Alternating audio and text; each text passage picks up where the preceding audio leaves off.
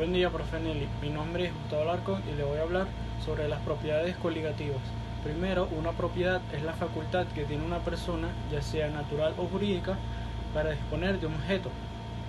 Esto siempre dentro de lo que permitan las leyes, es decir, la atribución de un individuo o empresa para poseer un determinado bien, como un inmueble o un coche.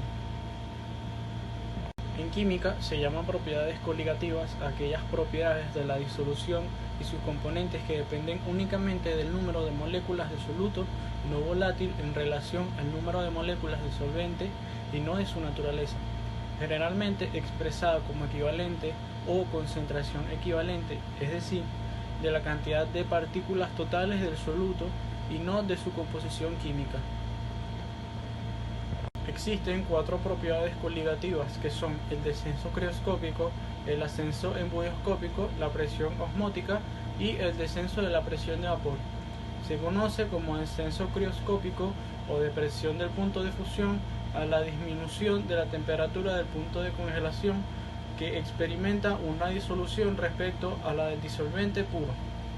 Por ejemplo, el descenso crioscópico producido al añadir glucosa a una disolución es equivalente al que se consigue al añadir igual masa de fructosa en lugar de glucosa, pues al ser sustancias cuya masa molecular es idéntica al número de partículas añadido a la disolución sería exactamente el mismo, a pesar de tratarse de azúcares de naturaleza distinta.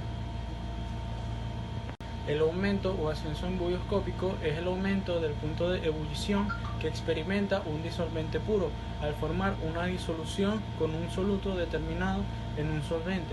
El agua con sal hierve a mayor temperatura que el agua sin sal. Por ejemplo, la magnitud del ascenso embuioscópico se obtiene al calcular la diferencia entre la temperatura de la ebullición de la disolución y del disolvente puro. La presión osmótica puede definirse como la presión que se debe aplicar a una solución para detener el flujo neto de disolvente a través de una membrana semipermeable. Se trata de una de las características principales a tener en cuenta en las relaciones de los líquidos que constituyen el medio interno de los seres vivos, ya que la membrana plasmática regula la entrada y salida de soluto al medio extracelular que la rodea, ejerciendo como barrera de control. Un excelente ejemplo de una membrana semipermeable es la que hay en el interior de la cáscara del huevo. Después de quitar la cáscara con ácido acético, se puede usar la membrana que envuelve el huevo para demostrar la osmosis. La presión de vapor es la presión que ejerce la fase gaseosa o vapor sobre la fase líquida en un sistema cerrado a una temperatura determinada en la que la fase líquida y el vapor se encuentran en equilibrio dinámico. Su valor es independiente de las cantidades de líquido y vapor presentes mientras existan ambas. Este fenómeno también lo presentan los sólidos. Cuando un sólido pasa al estado gaseoso sin pasar por el estado líquido, también hablamos de presión de vapor.